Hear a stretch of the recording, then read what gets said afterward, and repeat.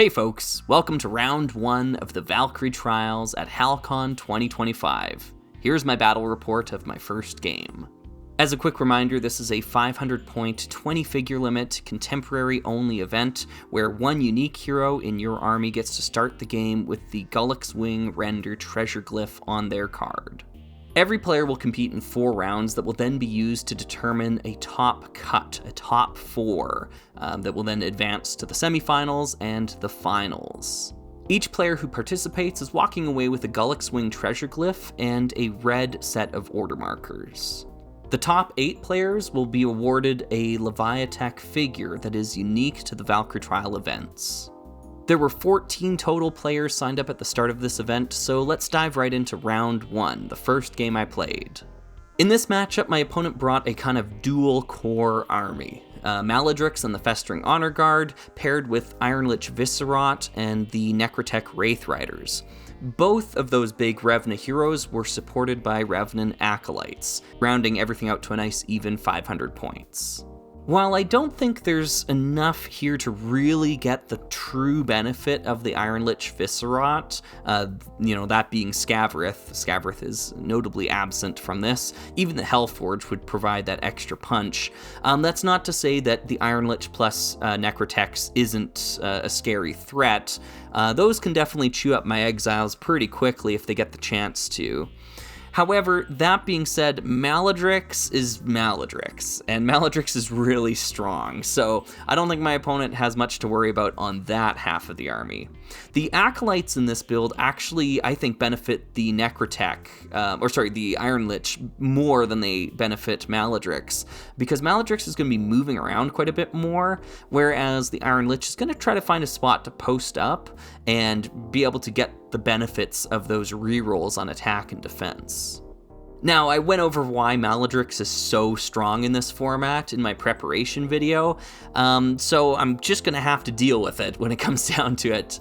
The other stuff in the army, though, I'm not actually that afraid of. I don't think there's a whole lot of threat to it. As long as my bears can do well against the Maladrix matchup, that's really what I need here.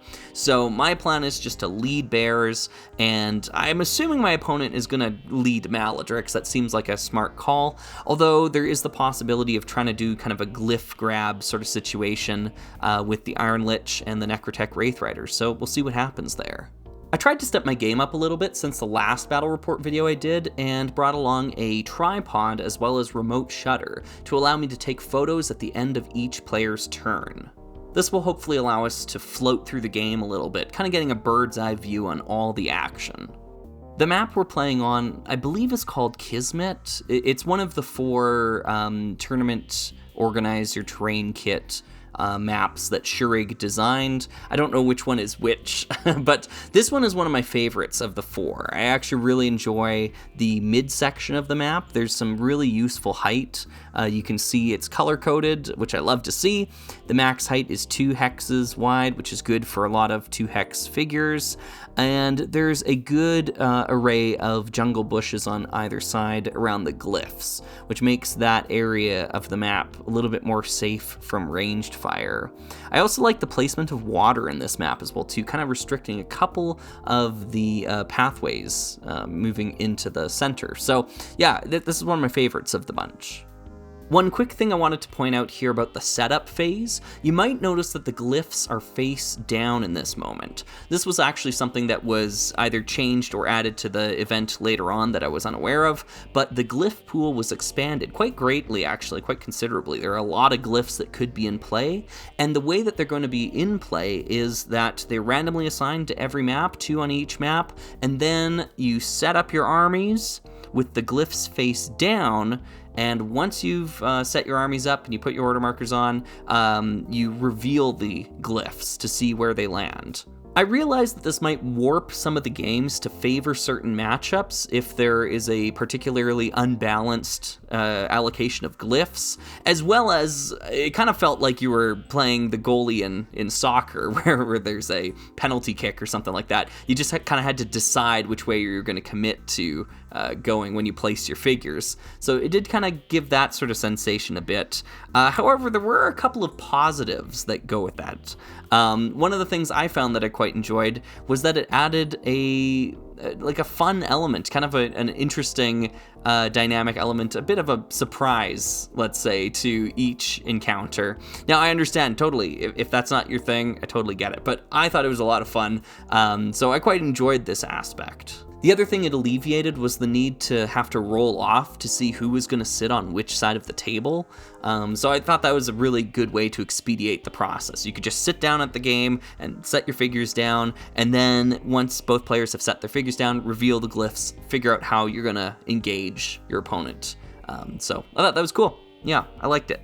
Regardless of if I liked it or not, this is how I decided to set up on the first map. You can see I've basically done a 2-and-2 split with my Frost Claws, and then with Adelburn, you just got to kind of decide, am I going to go charge on the left-hand side or am I going to charge on the right?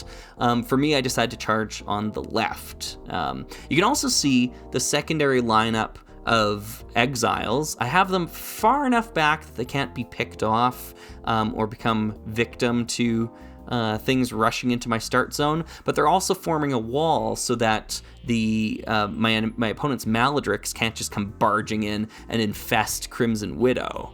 And speaking of Crimson Widow, you can see her tucked away all the way at the back, the furthest away I can possibly get her. I just don't want to put real order markers on this figure. The X is going to go on the Crimson Widow 100% of the time, and if it really comes down to it and I need to put real order markers on her, that means I'm in a rough spot. So I'm trying to protect that value, just keep it at the back of the start zone, don't try to use it. Just cheerlead. You got this. Go team! Alright, so we flip the glyphs face up, and in the south here we can see Valda, that's the +2 move glyph, and in the north we can see Dagmar, +8 initiative. Of those two glyphs, Valda is by far the more important one to my army. +2 move on the bears is huge. It allows me to keep their full attack value while still moving up to 5 spaces. So that's great. My game plan then is really, I just need to fight down towards the southern regions here and try to take Valda and swing in hard with the bears. My order markers are pretty straightforward here, 3 on the bears, X on Widow. For my opponent, I noticed they've got 2 and 2, a split between Maledrix and the Iron Lich Viscerot, which means that we're going to see a little bit of both kind of develop up. I win initiative, which I always prefer when I play bears, and I start to run towards the center of the map. You can see that I've actually split the 2 northern bears, and one is now moving into the center, while the other one is moving up to contest Dagmar. Because I won initiative, I want to make sure my opponent doesn't get the initiative flip, and if I can keep a bear on Dagmar or around Dagmar, trying to contest that region, that'll help my chances of not falling victim to that. In hindsight, I think I could have tried to stick to the bushes a little bit more to give my bears an additional defense against the Iron Lich Viscerot if that ended up being my opponent's number 1, but I figured the number 1 order marker on the Iron Lich was pretty unlikely, because if I were to lose initiative, my opponent wouldn't be able to really benefit from that number 1 being placed there, whereas a number 1 on Maledrix would allow them to advance Maledrix up the board. So I kind of figured it was a safe bet to say that Maledrix was the number 1 in this case. My instinct proved to be correct, and Maledrix moved up with the Festering Honor Guard. You can kind of see a bit of a defensive posture being taken here, and you might notice that some of the Festering Honor Guard didn't advance out of the start zone very far, and the reason why is because my opponent was actually trying to kill their own Acolytes with them in the start zone. And I think this was a smart call. You want to kill the Acolytes for the chance of being able to respawn them later. So that's the purpose of doing that. However, their Acolytes were able to make all the defense rolls, so none of them were sacrificed, unfortunately, for my opponent. This puts me in a pretty good spot, however. You can see that my opponent has placed a Festering Honor Guard within 1 hex of Maledrix, and that spot right there is within striking range of Adelburn. So that's obviously where Adelburn's going to go next round, And for the bears, I will be able to move a bear onto Valda and get that speed boost for the others. So I'm gonna have a pretty good turn here, being able to do some damage to Maledrix herself. So on my next order marker, that's exactly what I do. I advance Adelburn up into that spot I designated earlier, used Crushing Blow on the Festering Honor Guard, and whacked at Maledrix. And boy, oh boy, did this pay off for me. 5 skulls rolled on the attack, and all 5 hits went through. Ouch, that is 5 wounds to Maledrix in one swing. My other bears came in and tried to do some more damage, however they were all blocked, but by then kind of the damage was done. That puts Maledrix on the ropes. If I had managed to kill her in this turn, that would have offered up a lot of safety to my army, because I really fear Maledrix just taking out the bears. I don't like to engage a lot of Frost Claws with Maledrix, because she can just whittle them down super quick, double attack with a reroll on each of her attacks because of the treasure glyph. It's very scary stuff. So I try not to sacrifice bears to the meat grinder whenever I can.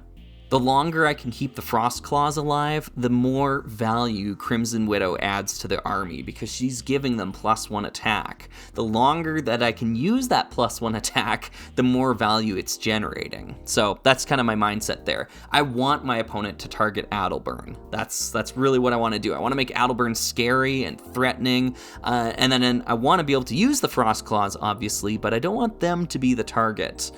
So that's kind of why I'm setting up like this, putting Adelburn as far forward as I can muster. You'll also notice that the northernmost bear decided to move in and engage with the Festering Honor Guard that was there and got the kill. So that's actually huge as well too. That prevents my opponent from running in and grabbing Dagmar with the Festering Honor Guard. However, it does not prevent them from doing that with the Necrotech Wraith Riders, which is also a possibility given the order marker split that we saw earlier. Still, my biggest fear is Order Marker 2 on Maledrix and her killing 2 of my Frost Claws, which is entirely possible, in fact even probable should that happen. However, calamity for my opponent, Order Marker number 2 is on the Iron Lich Viscerat, which means that Maledrix isn't going to get the chance to make this strike that she needs to do to take out those bears. Instead, Iron Lich moves forward, takes some shots, and the Necrotech Wraith Riders roll in and try to do what they can here. One of the inject markers is used on one of the Wraith Riders to ensure the kill against one of the Frost Claws, and that takes place down there in the south, so I'm down 1 bear. However, all the rest of my bears make their blocks. The next turn is just devastating for my opponent here. You can see Adelburn swings around, crushing blows another of the Festering Honor Guard, and then takes out Maledrix, gets the kill. The Gullix Wing Render Treasure Glyph is then dropped on the board, which can allow me to pick it up later with Knight Primus Adelburn, allowing me to re-roll 2 die every single time I make an attack, which could be huge. I decide in this moment to take the bear that was on Valda off of Valda because we're basically in the thick of it. I don't get that much more from a +2 attack, or sorry, a +2 move, because I'm right up on top of my opponent anyways. So I decide to move 3 spaces and get full attack value against that Necrotech, and it takes both my bears, but they're able to take it out. My bear in the north is also able to take out the Necrotech that was pestering them. So my opponent is down to 1 Necrotech Wraith Rider, full health Iron Lich Viscerat, and some little odds and ends here or there. Bit of another bad news order marker for my opponent. Number 3 was actually on Maledrix, which then got moved to the Festering Honor Guard. So yeah, only a couple figures getting activated here. They want vengeance, and they're out for blood, and they do get a little bit of blood. You can see Adelburn takes 1 wound from an attack, as does my Frost Claw in the south there. Not really a good first round for my opponent, but a pretty commanding first round for me. I was pretty satisfied with how I played this. Going into round 2, I have to be careful with where I place my order markers, because the bears are in a vulnerable position If I lose initiative, there's a real possibility that I could lose a couple of bears, which means I can't just fully send all 3 order markers on them. So I decided to hedge my bets a little bit. I put 2 order markers on the bears, 1 on Primus himself, and of course the X stays on Crimson Widow. My opponent's order markers are very straightforward though, just put them on the Iron Lich and hope for the best. This round, my opponent does win initiative, and the worst comes to happen. I lose 2 Frostclaw Paladins through a series of attacks from the Iron Lich Viscerat and the Necrotech Wraith Riders. That's pretty big. Huge swing down there in the south. So now it's up to Primus Adalburn himself to carry the torch. However, and my opponent certainly recognized this once it happened, they had unfortunately misplaced one of their Festering Honor Guards when they attacked Primus Adalburn a couple of turns ago, because now they have allowed me to step onto the Gullux-Wing Treasure Glyph, pick it up, and use Crushing Blow all in one fell swoop. So that's exactly what I do. The other surviving Frostclaw then decides to rush down and engage the final Necrotech Wraith Rider, but I do not get the kill. Unfortunately for me, it looks like my opponent was able to kill the last remaining Frostclaw, and thus my Order Marker 2 using the Iron Lich Viscerat. In order to do this, my opponent actually steps down onto even ground to get the melee attack rather than using a height attack where I have the tree cover bonus. I don't think mathematically that's the wiser course of action, but it worked out for them in the end. They were able to do 2 wounds to that Frostclaw and take it out of the fight, and free up the Necrotech Wraith Rider to slide in behind to attack Adalburn, also doing 1 wound. My opponent then takes another turn because they killed my order marker, and they decide to move the Iron Lich onto the max height spot. And they take 2 attacks into Adalburn, but he's able to block them both. Now I get to benefit from the perk of putting my Order Marker 3 on Adalburn rather than the Frostclaws, so hedging my bets earlier really paid off in this instance. So now I take a turn with Adalburn, and instead of whacking away at this Wraith Rider that I really don't care about that much, the real target's sitting up there on that hill, so I do what I always do with Adalburn, and that's run away from my problems to deal with bigger problems somewhere else. With a life pool of 8, you can afford to take those leaving engagement attacks, and your opponent can't really do much about that. So I decide to take the LEA. I take a wound from it, but I don't care. I run up to this spot right here, Crushing Blow the last of the Festering Honor Guard, and take a big swing at the Iron Lich Viscerat up on the hill. Though not the biggest swing, it deals 2 wounds, and that's 2 more wounds than it had previously. I haven't really been keeping track of it, but my opponent at this point in time has actually used all of their surge markers on certain attacks with the Wraith Riders, and that's awesome. That means they actually got the full value of that power up to this point, so kudos to them. Sometimes I forget to do it, and I end up with a dead Iron Lich Viscerat and with some surge markers still on the card, and that's a big blunder. You don't want to be in that position, so use the surge markers, use them, try to get those attacks in.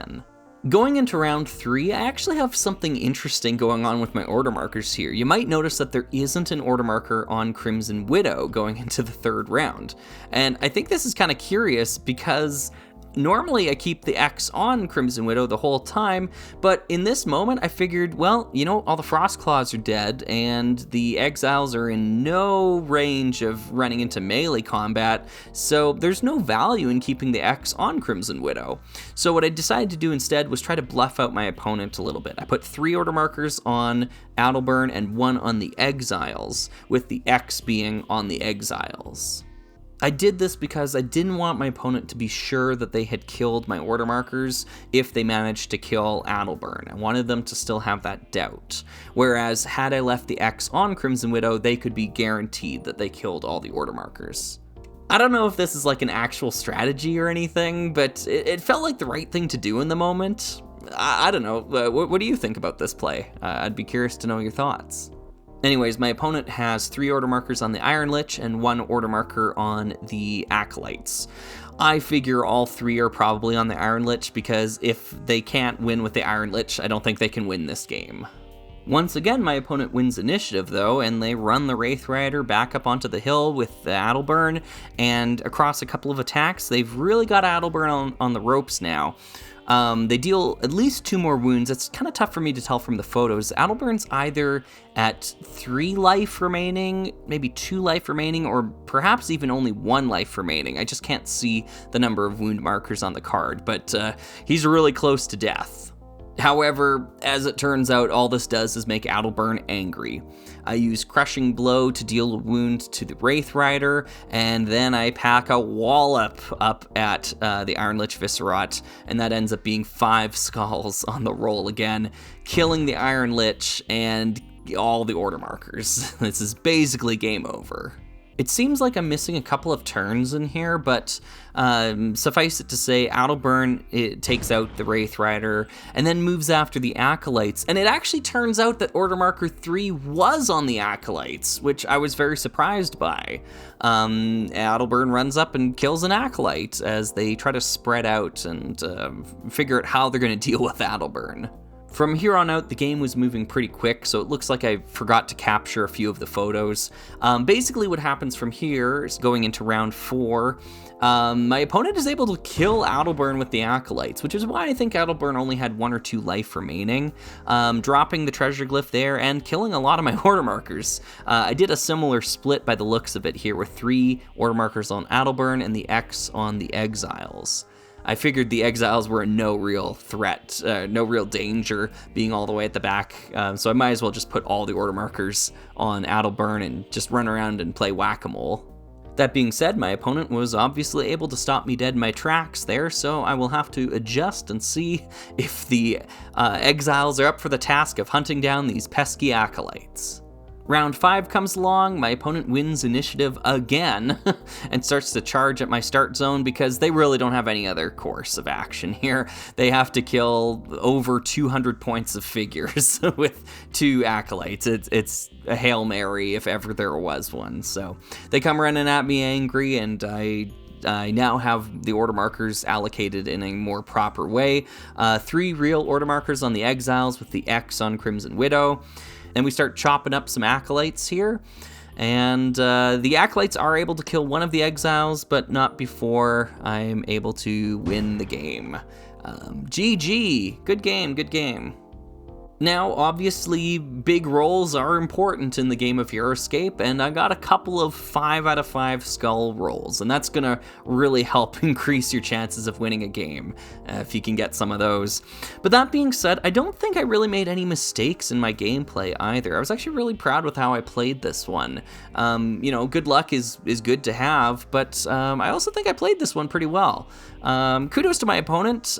They really tried their best, given such a bad start to begin with. I was able to capitalize on a weakness that I saw, and it just kind of snowballed from there. They never really got that moment where they could totally come back into the fray. I think that initiative moment where they were able to take out 2 of my Frost Claws in 1 attack, that was a pretty good one. And honestly, they killed a lot of my order markers this game. I lost a lot of order markers over the course of it. If the game was closer, I could see myself losing because of that. But you know, it kind of, the momentum was behind me the whole way, so it kind of felt like a one-sided thing once Maledrix went down pretty quick.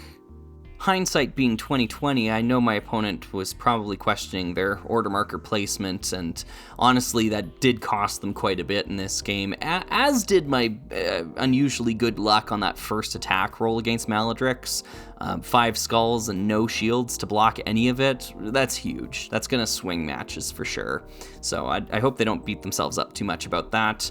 I get what they were thinking though, right? You want to put at least 1 order marker on Iron Lich so you can run the Wraith Riders out and grab a glyph. If Wanok was one of those glyphs, you definitely want that before you know your opponent can contest it. And my army is pretty susceptible to Wanok. Those are expensive wounds to be putting on the Crimson Widow. So yeah, you know, I just don't know which order marker you want to do that as then, because is that order marker 3 that you put on the Iron Lich? Maybe. But then you might be stranding Maledrix in a fight without any activations on her. So yeah, it's a tough call.